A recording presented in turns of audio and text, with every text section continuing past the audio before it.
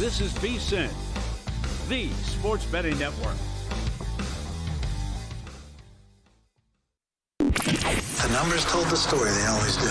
It's one of those idiots who believe in analytics. This is a numbers game with Gil Alexander on VSiN. Good Friday morning to you. It is a numbers game at VSiN, the sports betting network, VSiN.com, Game Plus, iHeartRadio, YouTube TV, and of course, SiriusXM channel 158. It's Gil Alexander. That right there is Kelly Bidlin, y'all. Hey-o. Producer number 9, so much more than a producer. How you doing, man? I'm doing great. I'm a little frustrated right now because I learned in the daily newsletter this morning that it was going to be the Kelly Bidlin show this morning. Yes, that's so right. I'm wondering what's going on right now. Yeah. I heard it was 2 hours of the Kelly Bidlin show. Bill 80 walked by yesterday with Heather, and he sort of looked at me. He goes, should I, should I? I was like, no, I'll be there. It's like, I know, I'll be there. Trust me, I'll be there. This was like around midnight last night. I wouldn't be worried about you. Yeah. Have I ever slept in and missed a segment or two? I can't remember that ever happening. Not in at least 6 weeks. No. Actually, it might not have been that long. Once in 2,500 shows. That's how you get a reputation. On the show today, are we sure? Estamos seguros, a Friday tradition. And then, how about this? Does it get any better than this? I'm not asking rhetorically. I need an answer. Joe Peta in studio. Joe's got stuff going on at Bet Bash. We will have him for a segment here in studio. Chris Felica the Bear. Not in studio. Not in studio. Slacker. Didn't fly in. Stayed at home, Connecticut. Chris Felica, all his bets across the sports betting landscape. And Fezzik Friday. Steve Fezzik with a lot on his mind. Apparently, Steve Fezzik was at the Legacy Club last night, too. Didn't see him. Oh, my gosh. I was going to comment to you about this text exchange off air, but you just flat out didn't see it. Didn't see it. I didn't really make it past. Well, here is. I was going to ask you, why is Fezzik texting us like you guys weren't together last night? We weren't. Never saw him. Okay. Never laid eyes on him. My day. By the way, this is all about Bet Bash 5, and I'll just say it again. Spanky did a spectacular job putting this together. Spanky and crew. I'm sure it wasn't a solo effort. A lot has to coalesce for this, but it's not easy to put it together, and I would just recommend for everybody. I know the price tag is steep. I think it's a $700 entry, something like that. Yeah, but you should do it once. And I really think in so many ways it will just open your mind to a lot of things that you may not have considered in sports betting, and you get to talk to all kinds of folks. Yesterday, my day was I had an early dinner, not early dinner, but like the evening started with dinner at Piero's, Vegas staple, where one of the scenes in Casino was shot at one of the booths. Was there with Joe Peta and the Prophet X Boys. That was awesome. Then we went back to Circa to Barry's downstairs, where Dr. Bob was celebrating his birthday with his wife. I hadn't seen his wife in a while, so said hello to his wife, and hung out with Bob, who, by the way, Sports Gambling Hall of Fame, put Dr. Bob in already. You had a chance to meet Dr. Bob yesterday. What happened, Kelly Bidlin? Blew right by him. I wasn't sure it was him.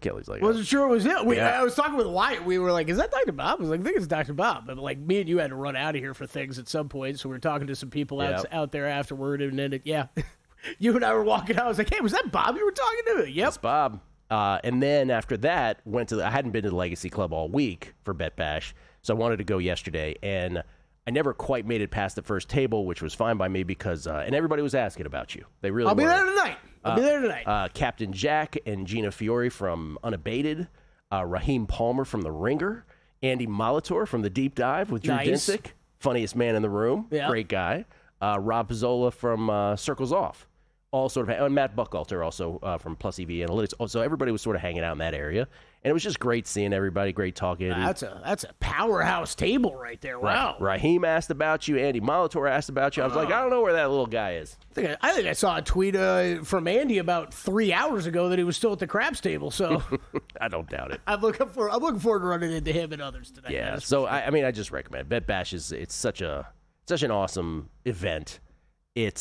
I like to say again the evolution of the gambling corner of what Sloan Sports Analytics used to be, and Spanky has perfected it. And it's just an awesome thing. And I don't think it can be duplicated ever. And he says he's going to do it year after year after year. We were talking in the back yesterday. I was like, does he have, because I haven't not seen this, like, does he have someone running this and organizing it, or is he doing it all himself? It's a great question. Like, is there a ringmaster to this? Because now that I'm seeing it, like, up close in person and how much is going on and how many people are here specifically for this. And I know he gave Circa a lot of credit yesterday when he was on with us, whatever day he was on with us. And I know they're doing a ton, but it's like this is a ton to organize between signups and getting. I mean, you know how many problems are just going to pop up too? Like you can't organize things like this without problems popping up. Well, I sort of hinted at it yesterday when I was saying, just to pick the people who get into the Hall of Fame. Apparently, like the backroom battles are bigger than we could imagine them to be. Yeah. And then just think about all the different companies sponsoring an event and how many conflicts that could bring up and how many conflicts do arise where he has to navigate that as well. You think sports betting Twitter has beefs? Imagine companies and their beefs.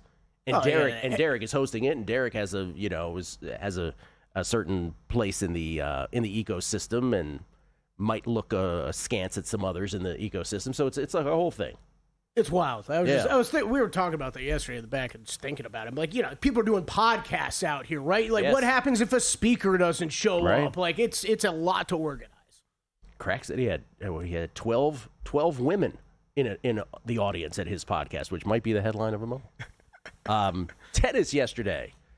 No sexy dog hit yesterday, and no sexy underdog, and no big sexy underdog. It's just like plus 190 or plus 250 or plus 310, whatever we were hitting earlier this week. We split 1-1 for a wash, by the way. Ben Shelton won as a favorite against Yuri Lehechka, did so in straight sets. Ben Shelton looks fantastic, by the way. Just getting better as the tournament goes on in Cincinnati. But Barbora Krejcikova was a complete no-show in the morning against Jasmine Paolini. She was just Barbora. Really puts the bore in Barbora. Sure does. Well said. Do you think this will put the VAR in Varvara? Because this is the pick today. Oh my! One play today in Cincinnati. It's actually Mason, Ohio, the tournament that leads the U.S. Open. And by the way, next Thursday is the U.S. Open draw. So we will do the U.S. Open Beating the Book preview podcast either Thursday late or Friday. It's always, we want the quarters to be posted before we do the podcast. But today... Danny warned me about this one. Can I give it a shot, Gil? Oh, yeah. Go ahead. Danny punched this in. Yeah. He was laughing about it. I didn't even see what you had. Okay, Varvara Gracheva versus Veronika Kudermetova. Very close. Okay. I'm on Varvara Gracheva, which you got right, plus 187. You probably could get it for a few pennies better than that at this point, versus Veronika Kudermetova is how she pronounces it. I mess it up all the time. I'm always going to go with the Ova, okay? I'm going to go with the Ova, too. I have for years called her Kudermetova, but it's a Kudermetova, apparently. Yeah. So it's Gracheva as a big dog against Kudermetova. Gracheva has got in as a quali in this tournament. She had to go through qualies and to make the field, and she is playing phenomenal tennis. She's beaten a sort of, I wouldn't say a who's who of players, but really a good little gauntlet of players to get here. And Kudermetova looks great also. She is the higher-ranked player. She took down Magda Lillette yesterday, but this price should not be nearly what it is. Shouldn't be close to plus 187. So that's the play today on Varvara Gracheva at Cincinnati. That's the one tennis play of today, and these tennis plays now, the straights are going to get pretty slim pickings here at the end of this tournament because all the big guns are still around, and until we get to the semis and the finals, then it might open up a little. Plus, it's never under till it's over. Kelly Bidlin, everybody. This is all the stuff I prepped for the Kelly Bidlin show for 2 hours. I worked on my tap dancing routine as well because I knew Savannah was going to ask for that. Again, Bill 80 last night. You sure you're gonna make? Okay. By the way, it's that kind of Kelly Bidlin quip that had everybody longing for your presence there last night. I'll be there tonight. I can't trust myself, Gil. You know this. Like, you don't drink. I can't hang out there. Oh, how dare you. I was pounding down the flat Coca-Colas left and right yesterday. I'm the guy who would turn around and realize that it's 1:30 a.m. and I'm like, oh, boy, I got to wake up for the show in 2.5 hours. Yeah. Hey, luckily, I'm not in my 20s anymore because I would be there. I would be doing that. I would be showing up here, and I would be letting down the fans. You would be letting down letting down the fans. That's right. By the way, I was scolded on Twitter because, and correctly so, by someone who said we got to stop showing the August wins because this thing is just so passive. Over? It's so over, and it is over. There weren't many Major League Baseball games yesterday, but among the games, the Mariners lost. So this is the August standings, and I'll tell you what, I'm not going to be here next week because It's not though. I'm taking a young girl to college, so I won't be here next week. But you won't have to update these for a week. It's over, man. I know they have 18 games left. You can't say it's over. I'm staring at 3 teams. But look, everybody else has 16 or fewer left, and they already have a 3-game lead. They're 12-0. Everybody else 9-3 or worse, and they got 2 games in pocket over everybody in terms of what they can still turn into wins. All right, I really thought I was done with the George Webb Burgers conversation, but what happens if they tack on 12 more? Ooh, great Is that question. just one win streak, or is that... An excellent question. Yeah. Above my pay grade. I don't know. You'll have to make some Don't inquiries. cheap out on the burgers, George Webb. You can still bet this, by the way. Brewers minus 350 on the Ides of August 15th. Halfway through the month, minus 350. Everybody else 10-1 or longer. I'm going to play one of them. No, you're not. Don't do that. Who are you going to play? Were the Padres one of the teams that was 3 wins back? Did you have this prepped for the Kelly Bidlage show No, today? Who are you going to play? Were the Padres one of the teams that were 3 back? The That were 9? Padres are 9-3. Yes, they're the best. Padres 19-1. Let's go. Okay. I'm getting involved. Are you just saying that, or are you actually going to bet? I'm going to actually do it. I'm Okay. going to try to. Well, I'm going to see if it's available during the break. Who would have it? Caesars? You guys flashed up the number. Where were they from? DraftKings? That was from FanDuel. That was from out of our state. I don't know that they exist here in town. Okay. Well, if it's available to me, I'm going to bet it. Yeah. 12-0. Is that good? And by the way, I had the Rangers. The Rangers stink. But this would be the month to just pick a stinky team because nobody has a shot. Nobody. I don't get those odds, actually. Why were the Phillies up there? Shorter than all the teams. Yeah, people think the Phillies are good. Schedule, too. We'll come back. Let's talk some Are We Sure? Estamos seguros? A numbers game at VSiN, the Sports Betting Network. Next. Got a good thing coming, so wait and see. It's a good.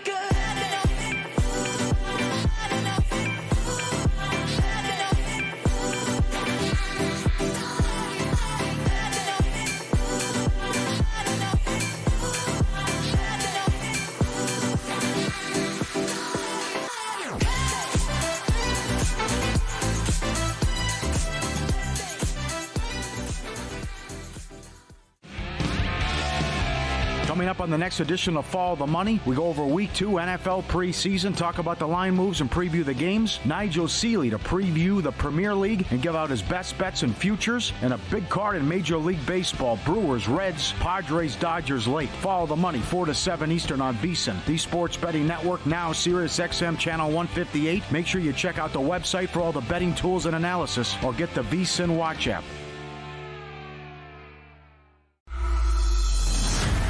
All of a sudden it's getting down to the wire. What shouldn't happen is now happening. We promised you carnage. This whole contest is flipped upside down. I'm sweating out these games, and it's the only thing on my mind right now. I think I've thrown up 3 times in the last 10 minutes. I couldn't do this again. We may have to find a few more survivors here, or this documentary is not going to last much longer. All of a sudden, things got smoother. Yes!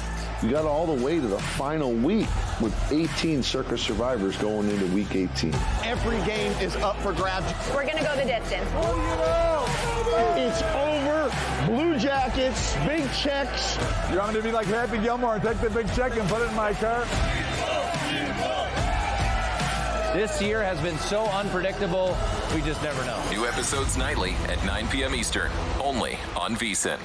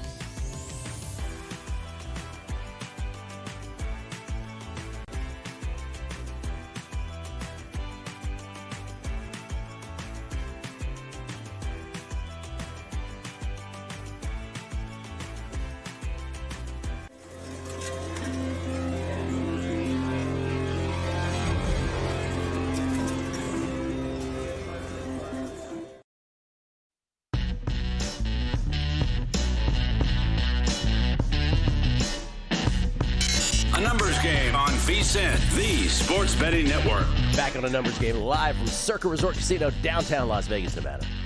Majestic, glorious downtown Las Vegas, Nevada. Was walking through, underneath the, what do you call that part of downtown, which is where the overhang is the Slotzilla, and it's just the lights. That little, what do we call that? Fremont Street? Fremont Street, thank you. For God's sakes. Fremont Street. And Bob hadn't been here in a while. What you were talking about. Bob's like, yeah, this wasn't as seedy as I remember it being. I was like, oh, that's good. You know what? It very much depends what time you're down there. And what day. So, I mean, if you're down there at 10 o'clock at night, it could be a nice little party atmosphere. It looks good. If you go out there at 5:30 in the morning, watch yourself. We had tweets at Beating the Book. Best listeners in the game. Ryan Hyatt. Still want a VSiN podcast totally dedicated to Matt Humans and Greg Peterson talking about anything other than sports. Dating, steakhouse chains, rom-coms, worst places to have a flat tire coming to Las Vegas. You name it. This could be the Felix and Oscar of VSiN. Health advice. And Buddhist man. I would think a daily health segment should be in there. He adds, Gil can be the cranky neighbor who drops by every now and then asking if they've seen his morning paper. Greg Peterson, Cole Vicking my newspaper. Will Hill would have to be Matt Human's coworker who always knows a guy who knows a guy who knows about a horse. This could work. Could be bigger than the Circus Survivor documentary. Straight to video, of course. Romeo McFlourish, talking about our draft, our futures draft that we did a couple days ago during Follow the Money. He said, this was awesome. Whoever came up with this idea to have the best VSiN hosts come together for this type of draft, well done. We had a good time doing it. Don't read Trip Teppers. I'm including it. From Buddhist Man, when Gil asked Kelly who owns the Cincinnati Open yesterday, the Cincinnati tournament, I was sure I knew the answer. I think he knew. I was Emma Navarro's dad, for those who missed it. Let's see. This is from Jeff Isaacs. Does your upcoming vacation entail a stop in Queens for the U.S. Open? I have tickets for August 27th and 28th. No, I'll actually be leaving New York City the day that the tournament begins, much to my chagrin. Jason H11, of all the hosts to be worried about making it to work, Gilly is probably last on my list. Shame on you, Bill 80. Oh, and wait a big-time Dr. Bob, Kelly. Yeah. I should skip. Yes to both of those. Yeah. I should skip the Trip Tepper one? Don't read that? Yeah, I'm including it. Okay. I'm going to include it. My Guys in the Desert says, I will take Are We Sure submissions. I should throw that out there. You should. I will take suggestions. If you have some for me, if you have good ones like Trip Tepper does, send them in. My Guys in the Desert, Scotty B. Coalesce. Even my vocabulary expands. It's more than just a sports gambling show.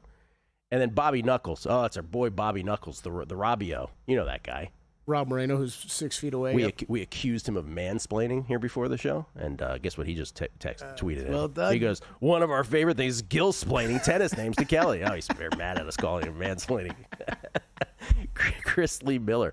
I don't know how you guys do it. Your job is to talk about sports and different wagers, etc. Sitting right in front of you, Circa has the best survivor pool that you can discuss, but really can't talk details because you guys are contestants. Kudos to you. I couldn't do it. I don't get that. I don't get that either. We talk about it all the time. Yeah, we always talk about it. Justin Gillo.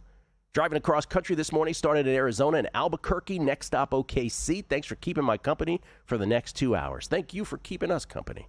Appreciate it.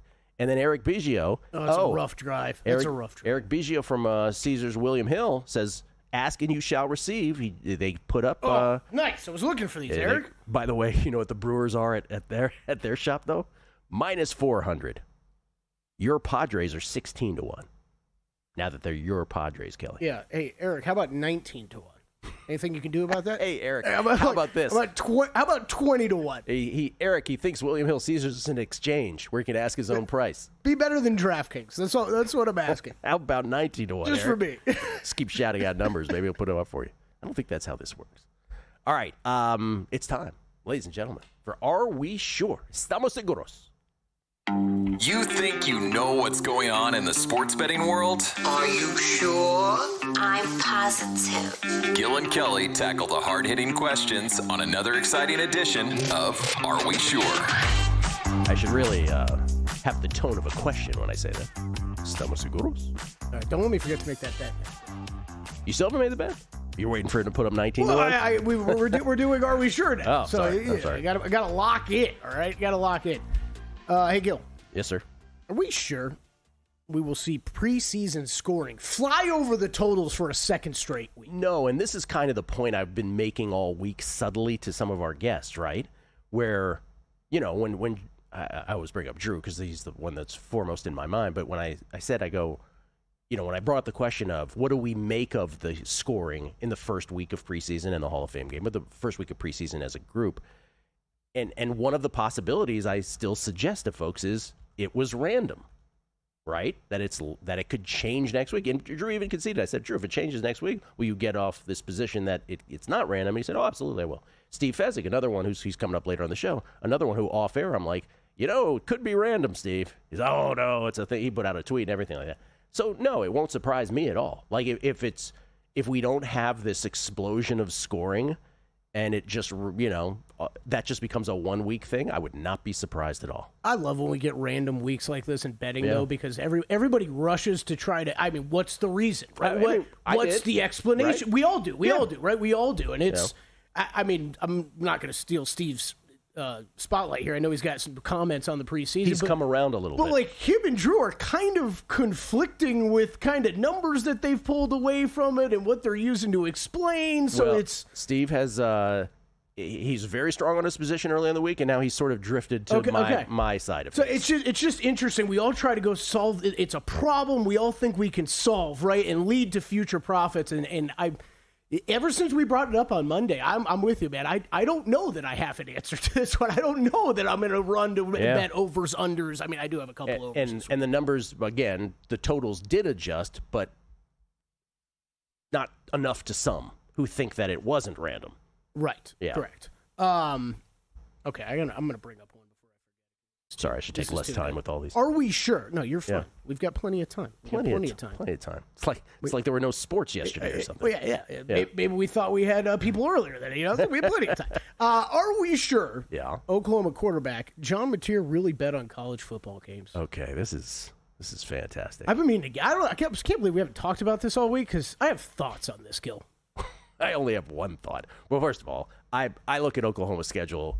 Forget that this even happened, right? I look at their schedule, and Pete Futak came on here. He's like, over on Oklahoma. I'm like, with that schedule? They got like a ridiculous schedule in college football this year.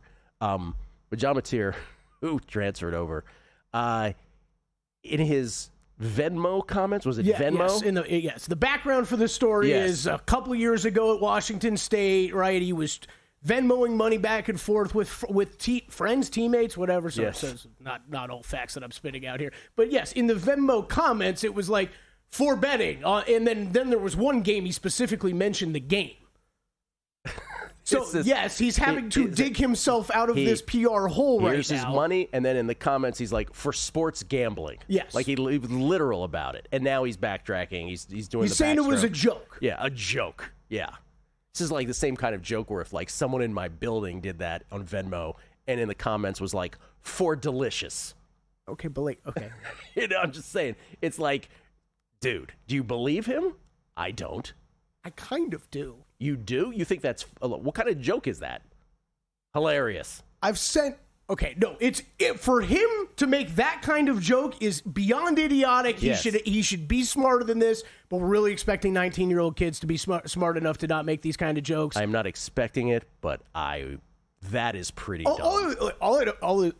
Gil, how many times have you ever put in a comment, when you're sending money to someone, like, hey, this is for this bet on this game. Like, no, you don't include that information. If you're actually betting on something, you don't write that in the comments. You should have put the game in the spread. You put, like, groceries. You put something like that, right? Like, you don't actually say that. So, but, like, I've messed around with friends. Like, if I was going to send money to Rob Moreno, right now, it would be for something ridiculous. It'd be like, hey, here's for the water park, like, this weekend. With your mistress, right? And his wife would flip out. It's funny. Yeah, you can make jokes in the comments.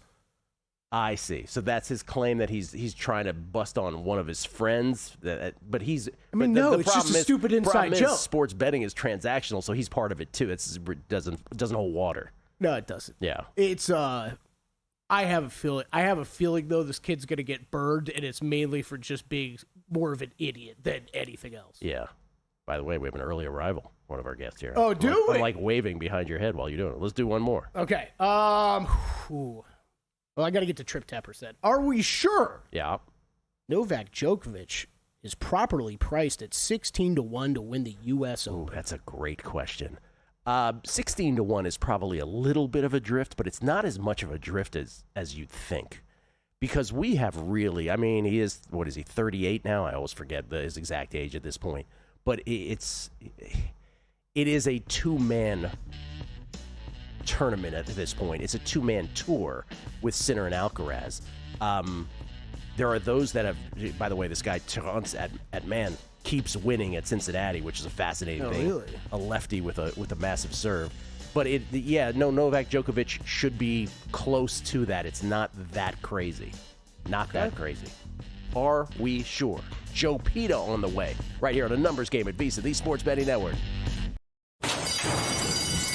And they're off.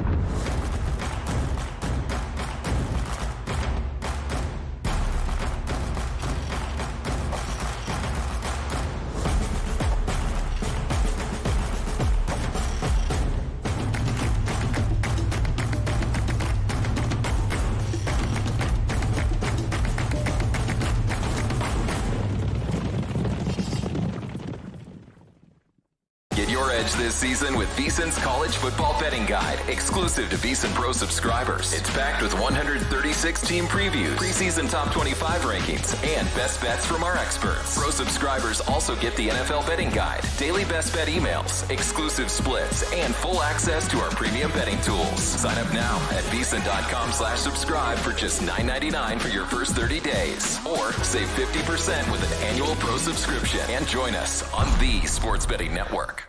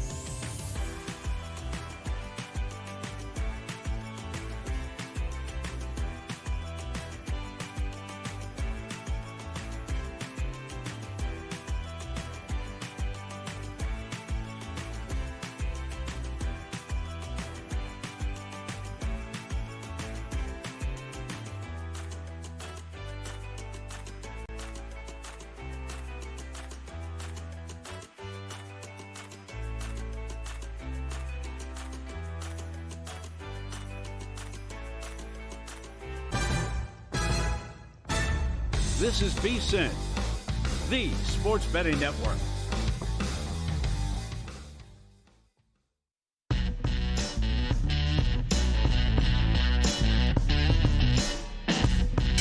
A numbers game on VSiN, the sports betting network. Want to bet smarter? Start with Smarter Insights. Right now you can check out Greg Peterson's MLB Best Bets, Dave Tooley Week 2 preseason picks, and Steve Makinen's preseason Week 2 analytics report. And later today you can check out Josh Applebaum's Betting Splits Best Bets, Britton Hess's UFC 319 picks, and Adam Burke, Ed Cian, and Mike Somich's horse racing bets. Right now, you can sign up for as little as $9.99 to access all the VSiN Pro articles. Just head to VSiN.com/subscribe to sign up today. We get tweets at Beating the Book. Best listeners in the game. Have I mentioned that before? Mariners Geek. Watch the Vinny Favorito documentary.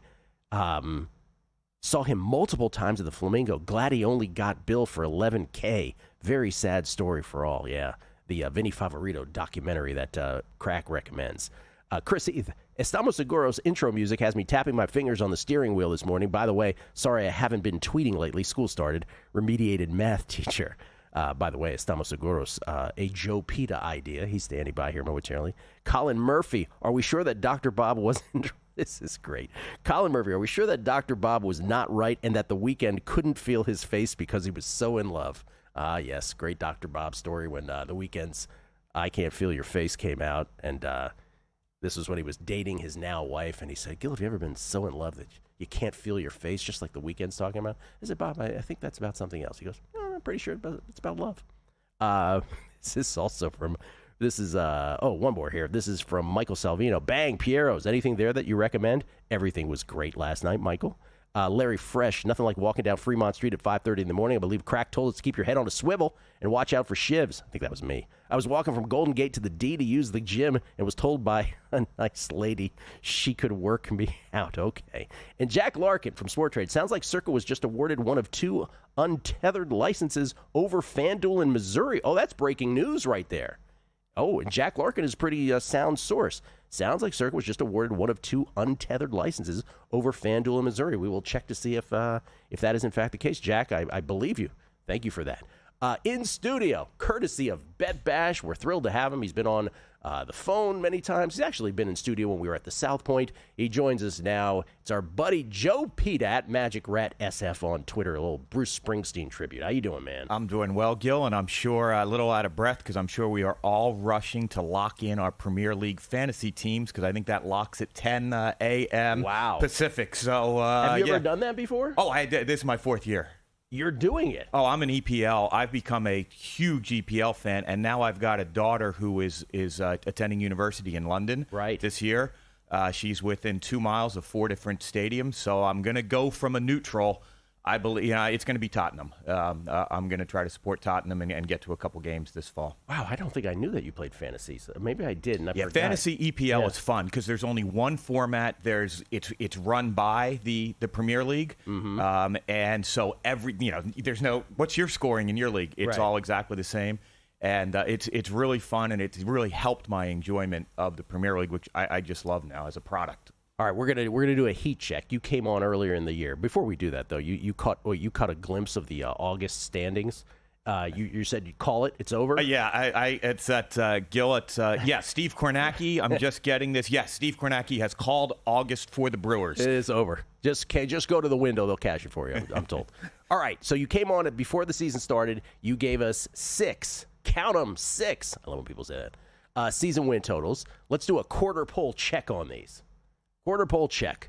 I'll let you go. Yeah, I think there's only a couple that are probably locked in. One loss, the Twins are not going to finish above 500, so that over 84.5 is a burn ticket.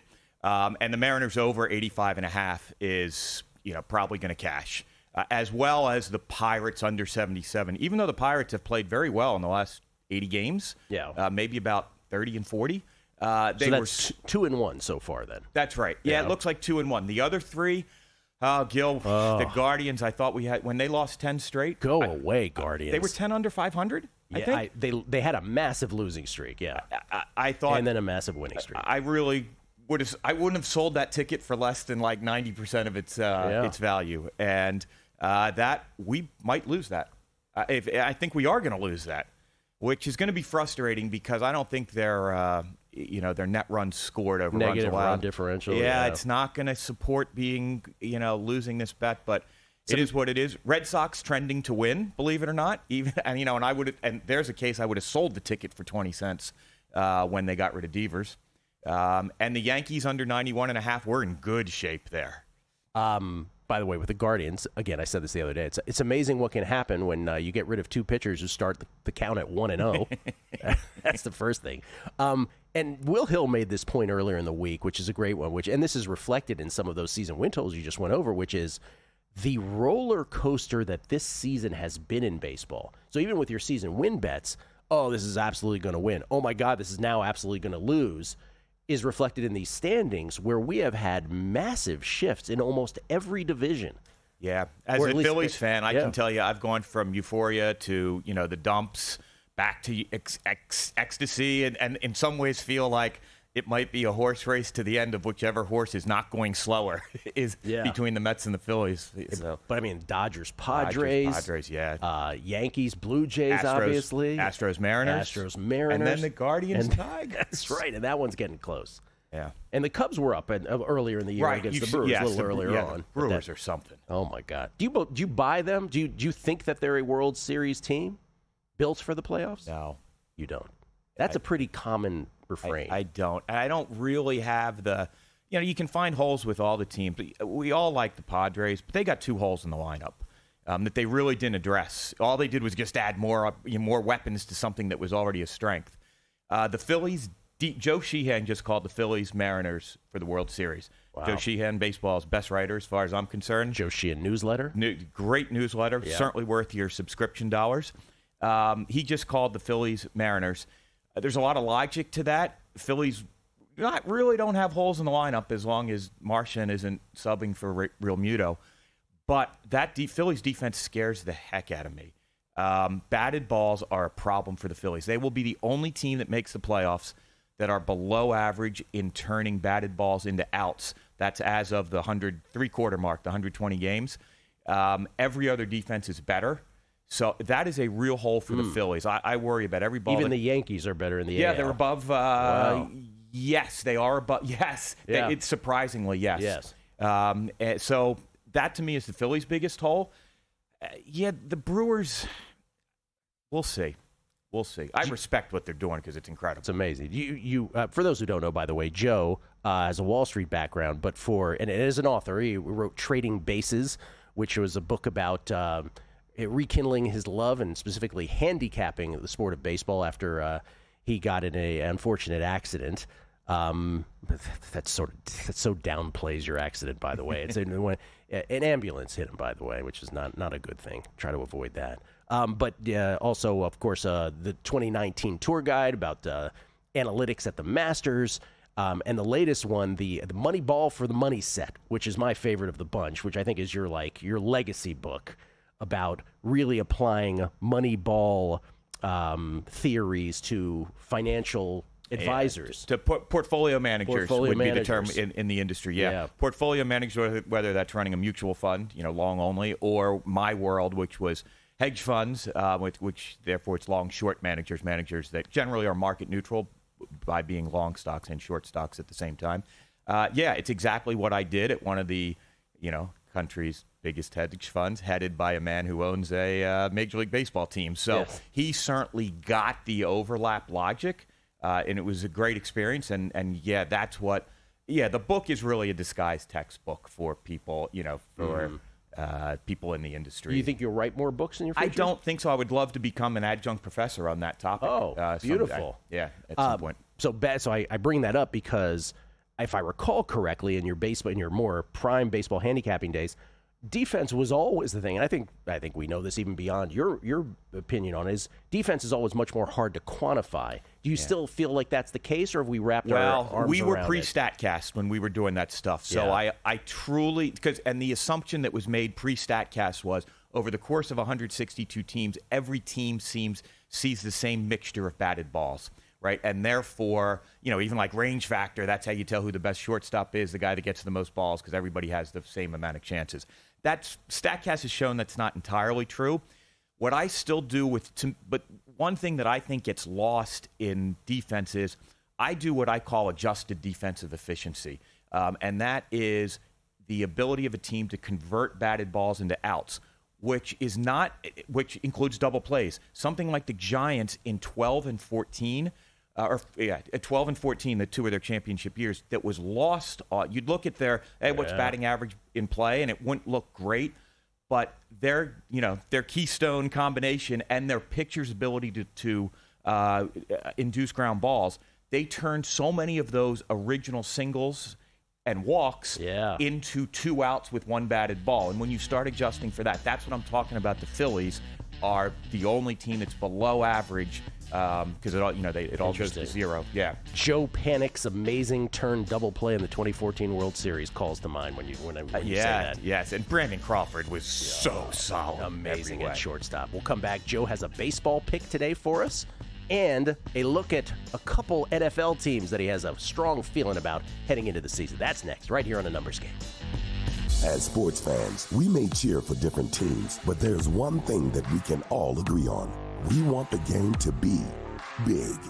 And with 3 levels, 30 cabanas, a 143-foot screen, 6 clean pools, and endless cold drinks, it doesn't get any bigger or any better than Stadium Swim in Las Vegas. All sports, all seasons. It's more than a pool deck. Stadium Swim. It's the only thing like it in the world. Elevate your sports betting game with VSiN's exclusive betting splits. Stay ahead with real-time market trends and track bet percentages on any matchup. Then uncover the edge by comparing them to the amount of bets placed to find out where the sharp money is headed. Upgrade to VSiN Pro to access betting splits, live odds, line moves, power ratings, and in-depth game analysis. Go to VSiN.com/pro to join VSiN, the sports betting network.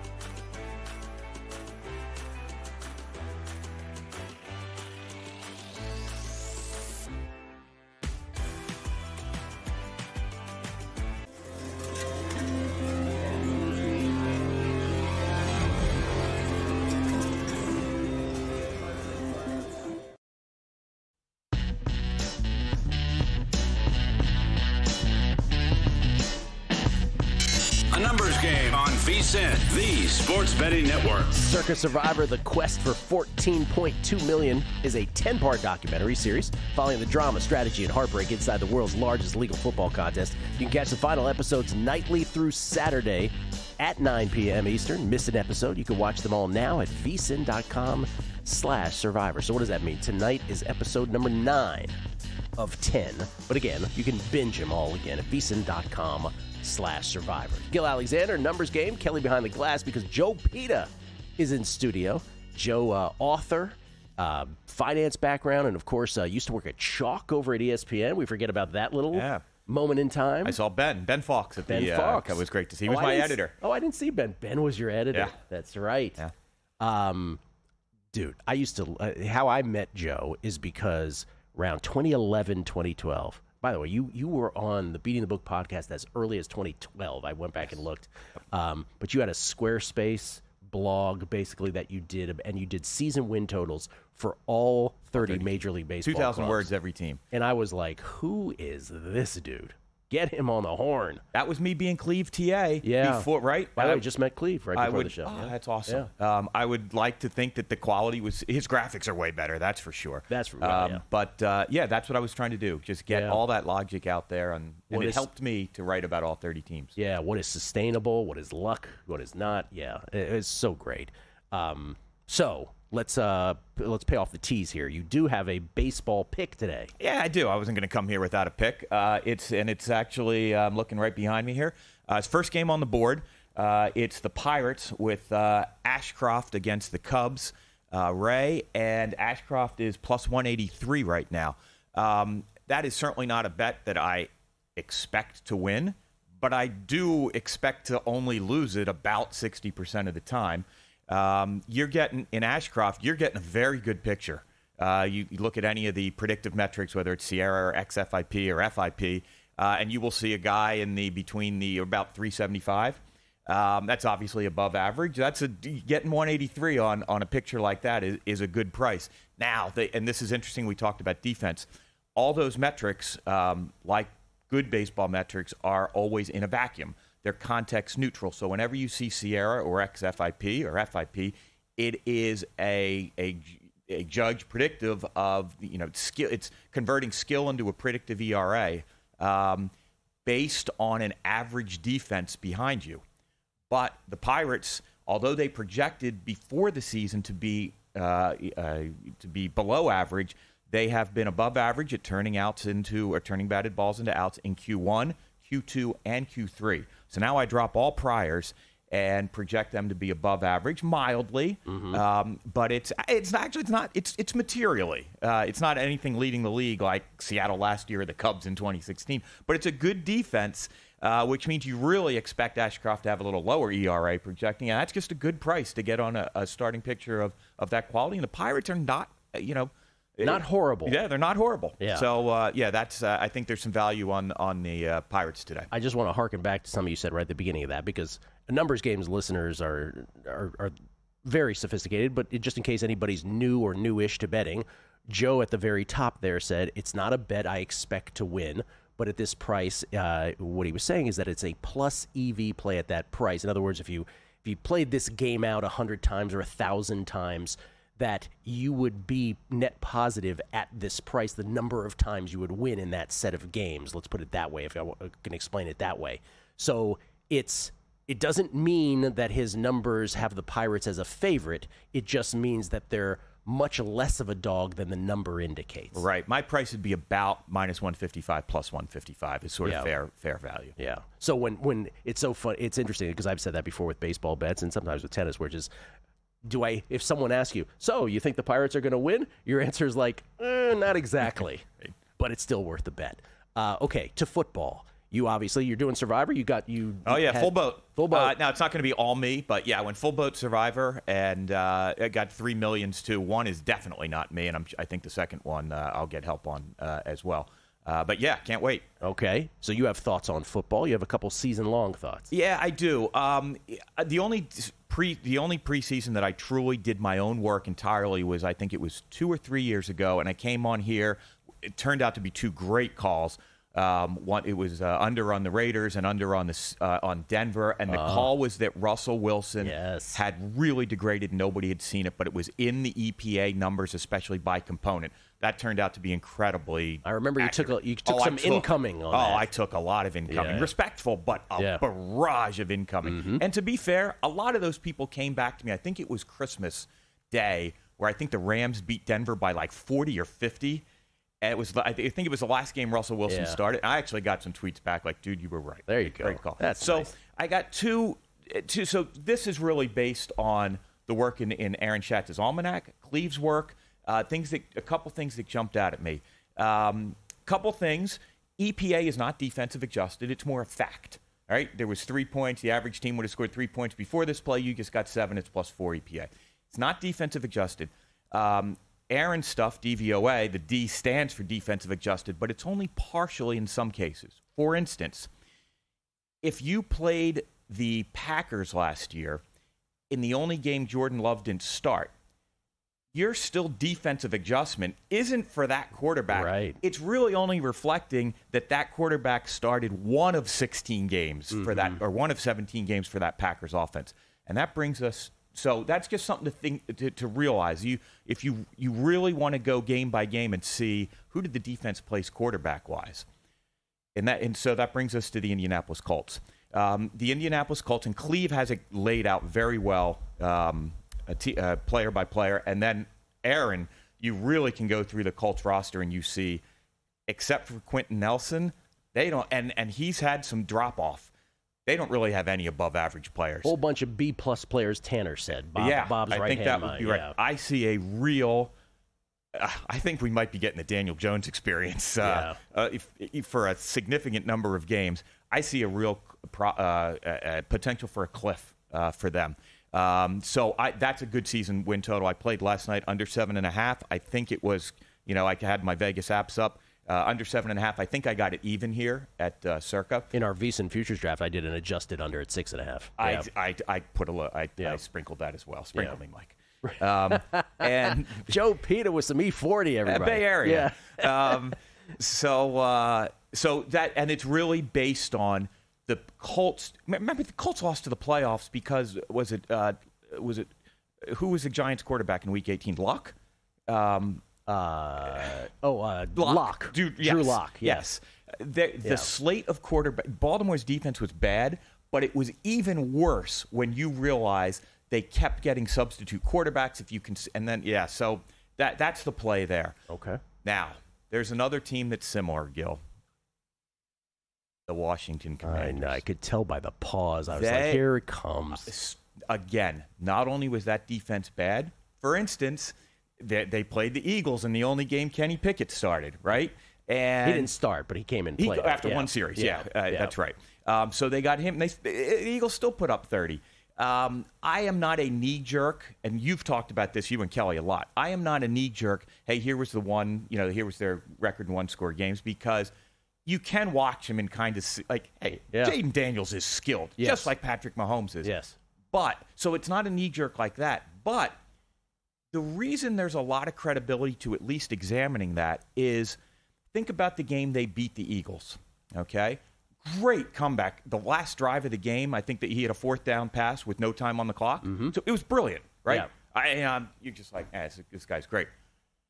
He doesn't get that opportunity if Devontae Smith doesn't drop the first down to 100% ice the game. Yep. And that's the thing about one-score games. Right. It's not just that he executed, it's also that he got the chance to execute. Yeah. Skins also had 5 turnovers in that game. That's right. Yes. That's right. They did. But they were playing Kenny Pickett, too. Point, counterpoint. Right. Yes. So just kind of the point is like that. It was that drop pass is the only thing that stopped the Eagles from winning 17 games in a row, true. right? Yeah.